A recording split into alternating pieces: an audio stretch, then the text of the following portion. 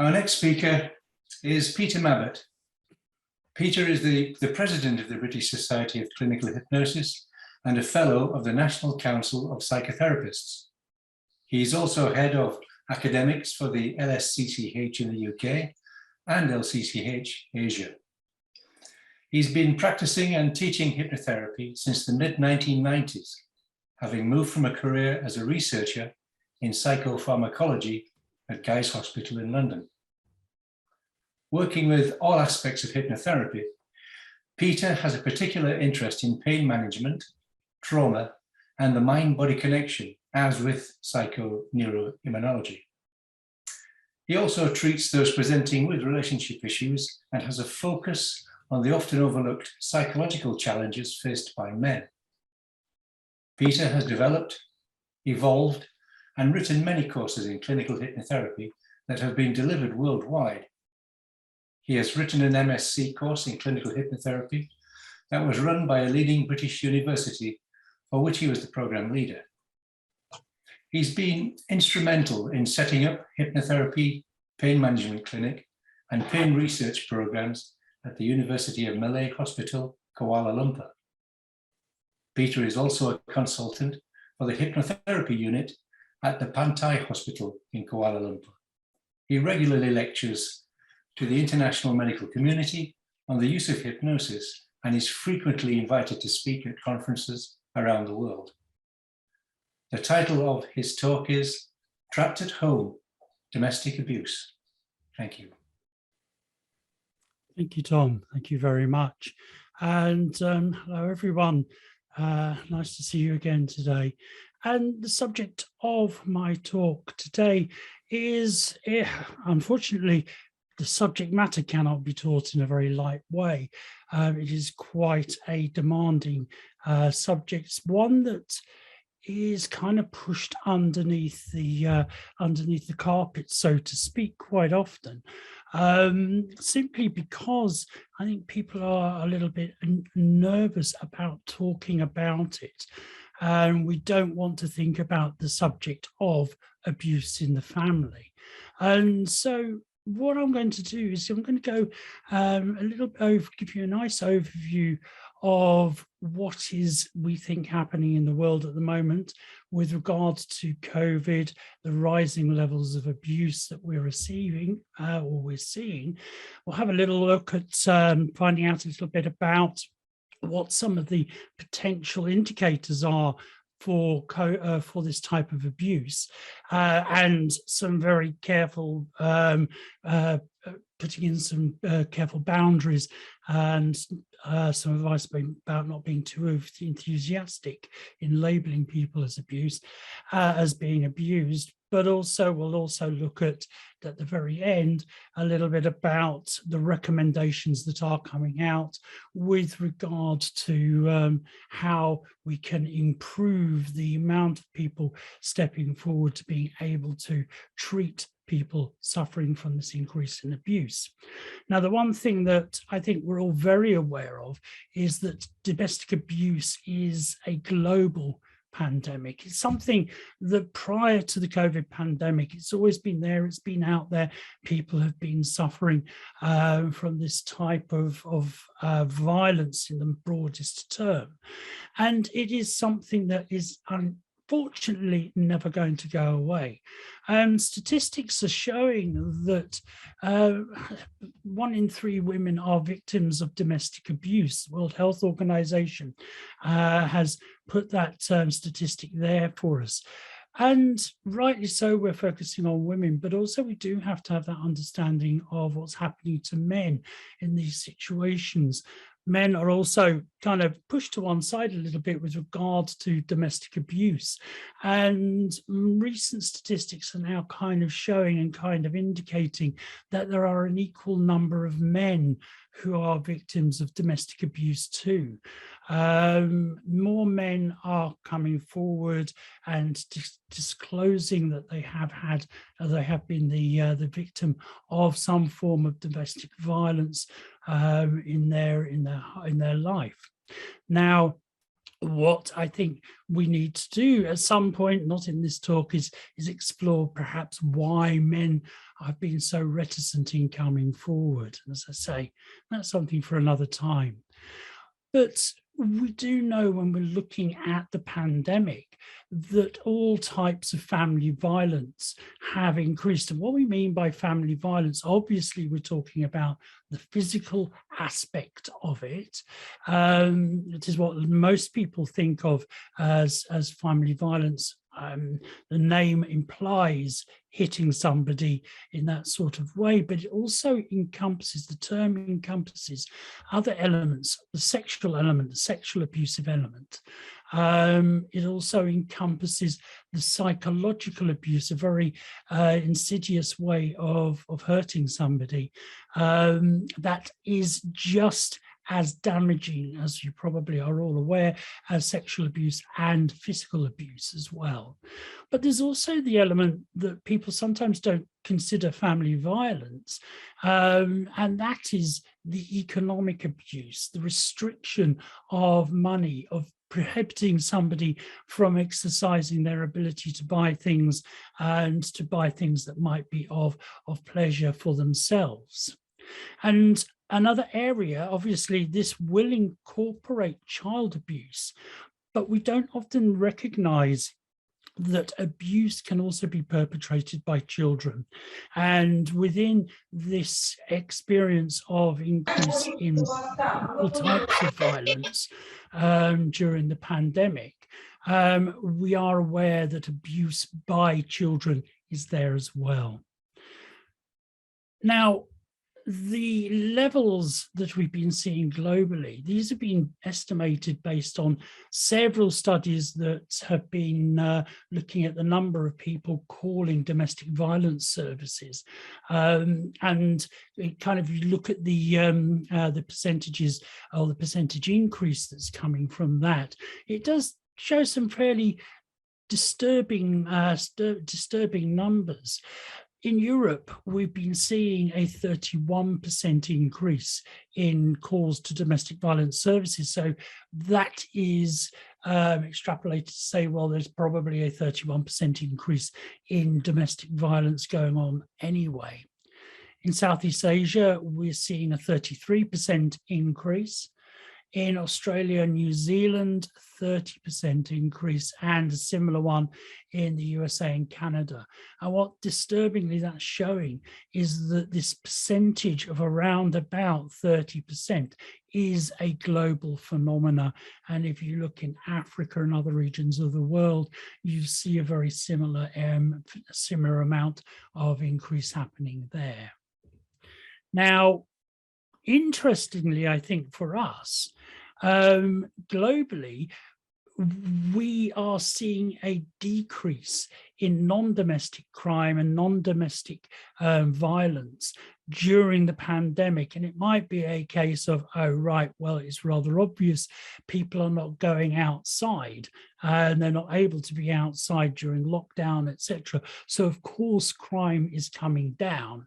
But what this implies is that it isn't necessarily coming down, it's being transferred into the home, especially the violence element of this.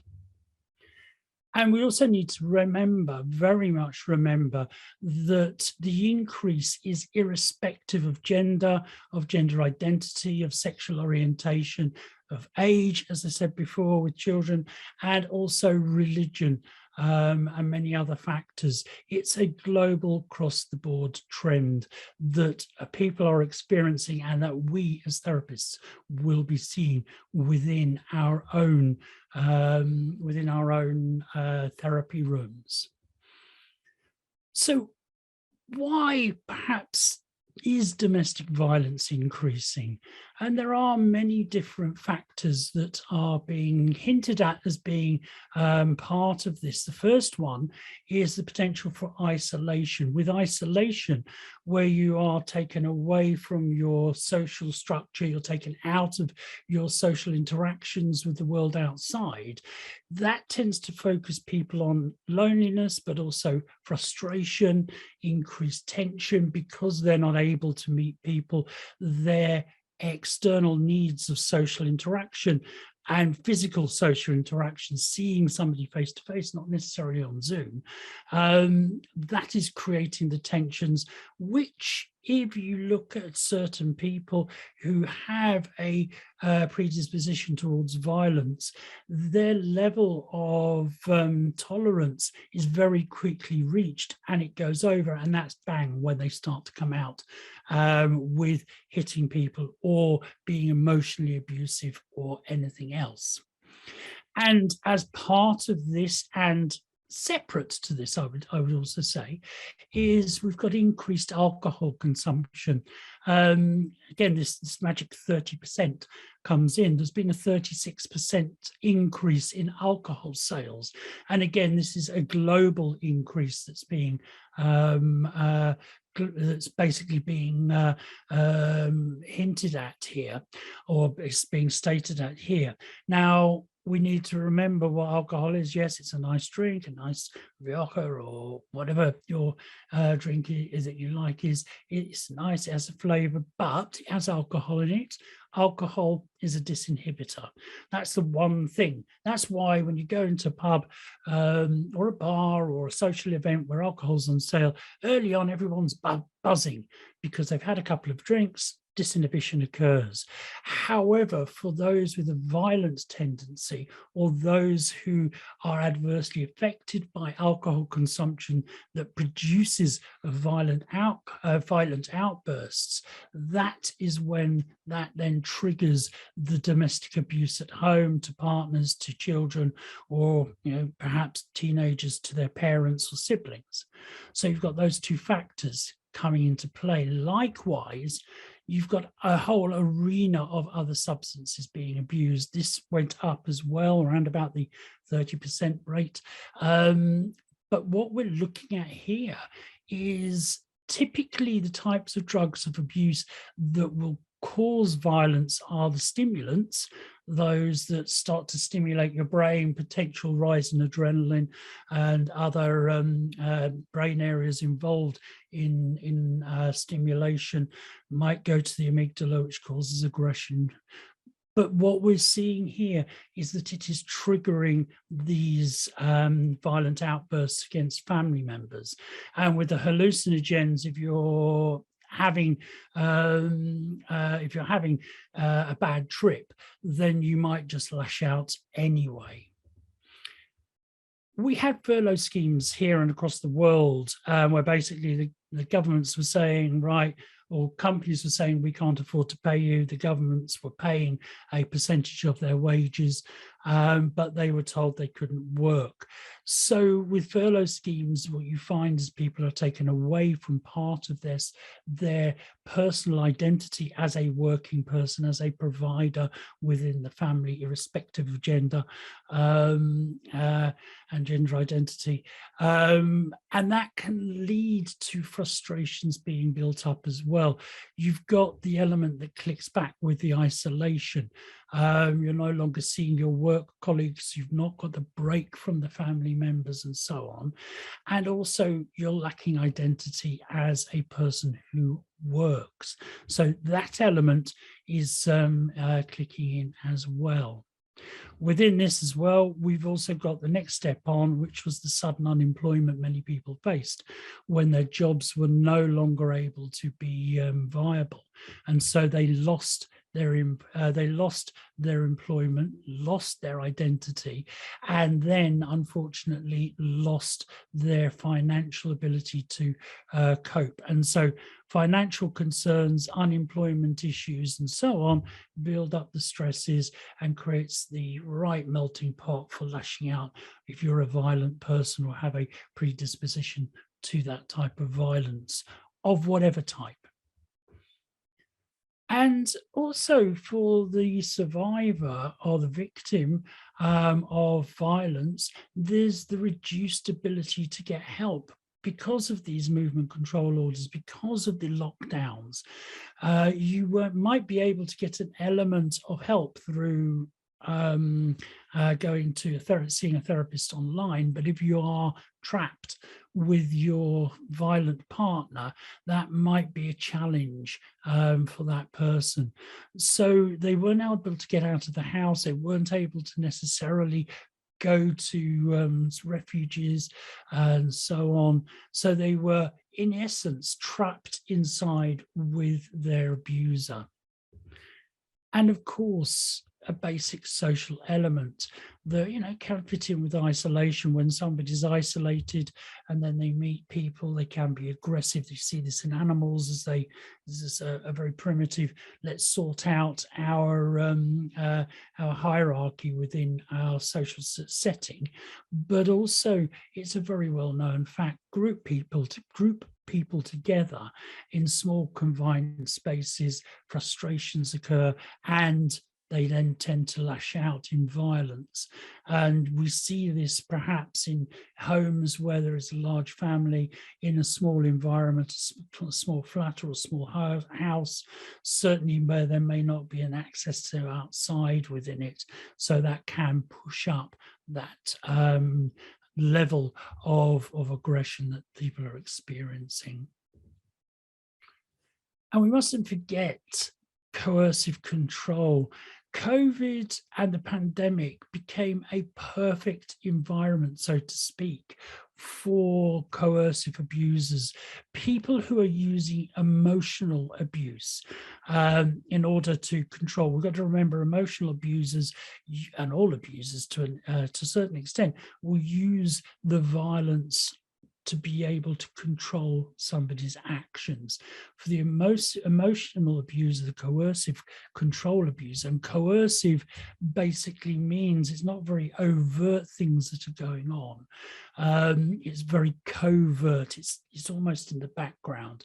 And part of the power of a coercive abuser is the fact that they do it in a way that the survivor or the victim questions what's happening to them. Are they actually seeing it as happening, or is it in their imagination, something that the abuser will certainly promote?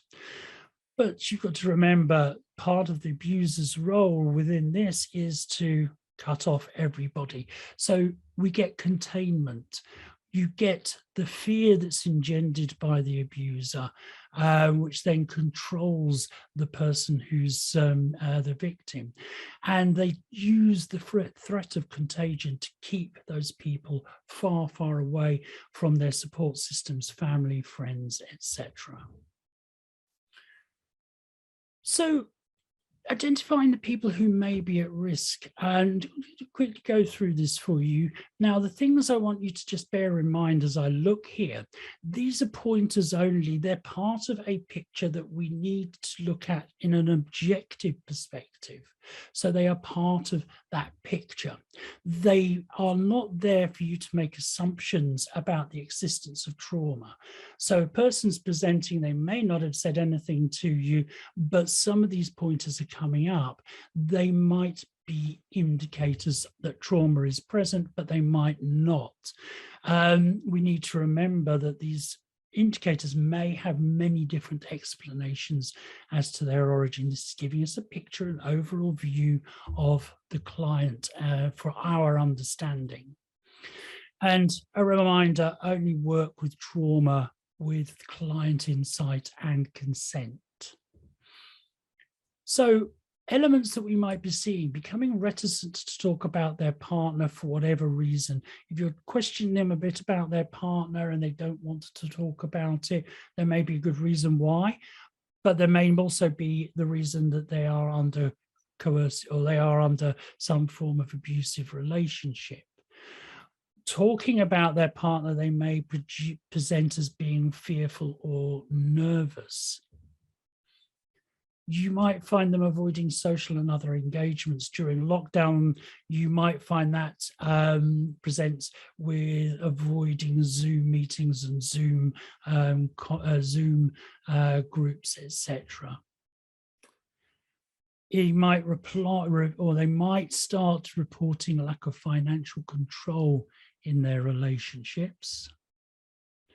You might hear them be feeling guilty because of what they're doing in the home. They get unnecessary guilt laid upon them by an abuser. And you might find within that they feel pressurized to take recreational drugs as well. The partner is pressurizing them. And going from the recreational, you might also find they feel pressurized to take or not to take medications, health controlled by the abuser. And you may also find that part of their coping strategy is to lie about taking medication. For example, the abuser may want the partner to become pregnant, and so the woman is lying about taking taking any medication, says she's not taking contraception when she actually is. And it's part of trying to break that coercion. Feeling pressurized to have sex or to perform distasteful sexual acts, those that they find distasteful themselves. And reports that their partner belittles them in front of others. These you might be picking up on. Again, as I say, these are just indicators, they're hints. They may be told that they forget or misremember things. It's called gaslighting. They might have a proper memory of something, but a coercive control abuser will gaslight them by saying, no, you don't remember that right. That's not the right thing. That's not what you're going to be. That's not what happened back then. And apart from the guilt that they feel about their own behavior that's put on them by the abuser, they'll take responsibility or blame for any bad behavior by the partner themselves. They may appear detached, slightly vacant, not quite with it when they present. This is a dissociation experience that they might have. So they might appear dissociated to you. There are many reasons why somebody may be dissociated, but one of them is it's a survival mechanism for abuse. Likewise, they may lack affect. They show no emotion. They're split off from that. And at the same time, you might find some of them are highly emotional. They are associating into their emotions far too readily. Because of the nerves that they're experiencing, because the stress response is on all the time, high levels of adrenaline and cortisol, you might also find that they fidget excessively. They're moving around for more than a person perhaps who's meeting you for the first time. And because of the dissociation, their cognitive processes become very easily distracted. They're 1, 2, 3, jump from different thoughts all the time. And it's quite difficult to follow those, their thought patterns. And with trauma, you might start to experience, or you might be the recipient of transference, where they're seemingly getting very angry with you for no reason that you know of, but this is a transference experience. They're angry at their abuser, can't be angry at that person, so they transfer the anger onto you or other emotions that might be present. And some of my own observations working with people who have later disclosed abuse have been things like accessing very deep trance states as a result of the dissociation that they're experiencing. Because they dissociate very easily, they stay dissociated, they stay in a trance-like state. You might find defense mechanisms that inhibit access to the trance, because those some people will go very deeply because of the dissociation, but defense mechanisms will shut down their ability to go into trance because it becomes an unconscious threat to the material they're trying to push away. You might also find they'll go into trance, but the moment you try looking at anything in the past, whether it's looking at emotional upset or trying to find positive resources, the defense mechanisms again block that person. And you might pick up on recently acquired maladaptive behaviors, binging, for example, increased alcohol consumption as a method of coping with their experience and so on. But again, all of these may have their own particular reasons for doing that are not related to this.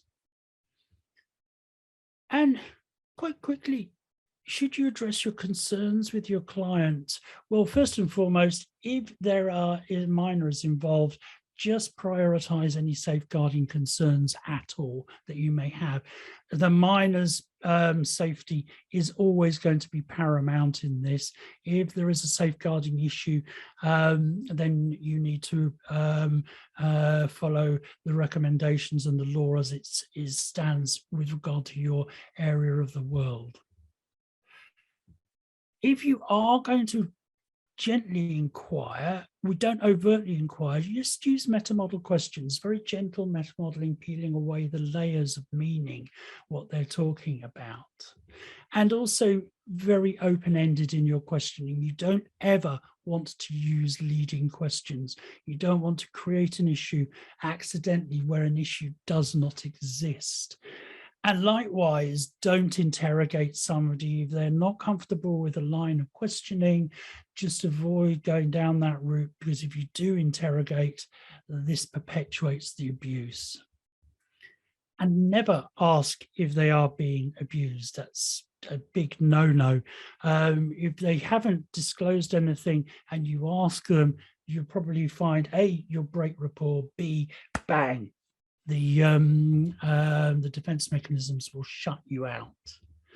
And likewise, never label that person as, oh, I think you've been abused. Don't ever label them, because again, you risk insulting them, you risk locking them out because they're not ready to acknowledge it, and you might actually be wrong.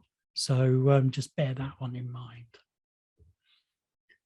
So if you do have concerns about an abuse scenario, well, should you refer or not? Well, only work with trauma if you're qualified to do so, first and foremost. I'll always say that.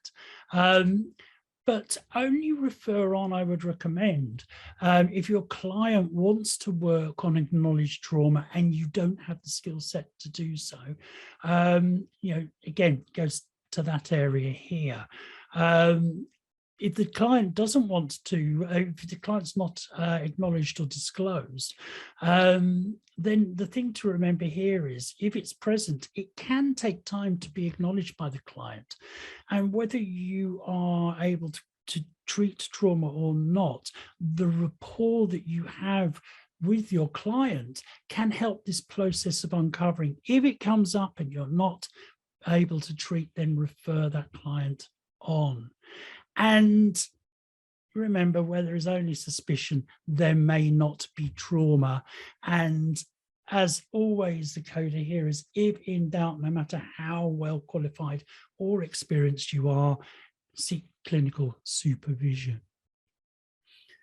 So the global mental health provision for abuse survivors, we know, is seriously overstretched, and there have been several recommendations that have been coming out.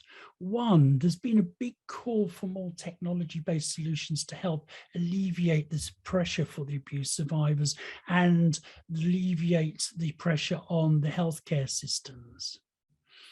Research has shown, quite interestingly, that people are more likely to share via technology-based solutions. And also research is indicating that there may be better therapeutic outcomes with the technology-based interventions. This is very interesting. It's very early days, but that's something we do need to keep an eye on, because we're all forced into doing online therapy because of lockdowns, and it seems to be very effective. And a very big thing for the pandemic, COVID technology-based solutions don't risk COVID contagion. So very quickly to conclude, as I know I'm just about at time now, domestic abuse is on the rise because of COVID restrictions. We know that. COVID-related domestic abuse is still very much hidden, and I reckon we'll be seeing those statistics rise. And the technology-based solutions provide a very safe and effective conduit for therapy, and the efficacy of that is being increased all the time. And then therapists of all disciplines can effectively help alleviate this whole shadow pandemic of the abuse and whatever else is likely to come out of this. So thank you all very much, and I shall start to hand back. Thank you, Peter. I think, yeah, we have a question, but I think you have also addressed it, because I think Dr. Suraya was asking about gaslighting, but then you did bring that up as being part of the mechanism and the abuse itself. I'm just looking out to see whether we have any other questions. And as usual, Peter has a fantastic presentation, and I think we learned quite. Thank you. Yeah, and it's very interesting. So let's see. Okay, I think, all right, we'll take one question from Joanna. How do you work with abuse clients online? Using your online. Oh, very, very easy. Very, very easily. I spend time with them, ensuring that they're in a room where they can feel that they are safe, they're not going to be overheard, and so on. Nowadays, with the lockdowns becoming very loose now, clients are able to do that. I find, and this is my feedback I've had from clients, abuse survivors and trauma survivors of all types, is that they feel a comfort about being in the home, even if it's the home in which they're being abused. They're in a familiar environment, they've got familiar cues around them. So there is a comfort there that is being used to help them open up. You know, anyone who knew me pre-COVID, pre-pandemic, knew I was quite anti-online therapy. Bit of a closed mind, but then I started looking at it and looking at the research, and certainly this whole lockdown the research has been piling in and has shown the efficacy of online therapy. I love it now. At the moment, I choose not to see people face to face. We're not locked down here, but we still have a risk of COVID here.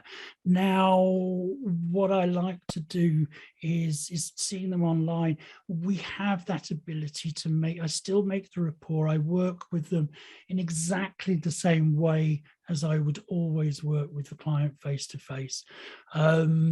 Things like idiomotor responses and all of that, you can't see them in the fingers, but having a talk to people like Ruben Bettino and others preeminent in the field, they're all now saying, we might have all been taught, well, you don't use head shakes and head nods because of the risk of conscious interference. They're all now saying that the use of installing IMRs in the head is quite a valid way of working with that. And, you know, depends on the resolution of cameras, whether, you know, if you did see the fingers, but I find clients seem to be more willing to engage as well online, because they don't have that trip to the therapy room, of having to take either time out of work or get home late because they've been for therapy. There is a huge amount, I think, of positivity with regards to doing things online. People are feeling safer, and if you're, as long as you're using some, a therapy center or something like Zoom, where you've got that security, the HIPAA compliant security, you'll be fine. And don't record unless your client specifically asks you to do that. And also, just tapping into a bit of what Linda was saying with regard to children, I also now do a lot of my own audios that I use as part of the therapy process. So I might record something specific. I have some generalized things. So that also is something that I use as part and parcel of what I give my clients now. Okay, Peter, we're going to channel you the rest of the questions as the time is up. Thank you once again. It's superb to have you online with us. Thank you so much. Thank you. Bye-bye.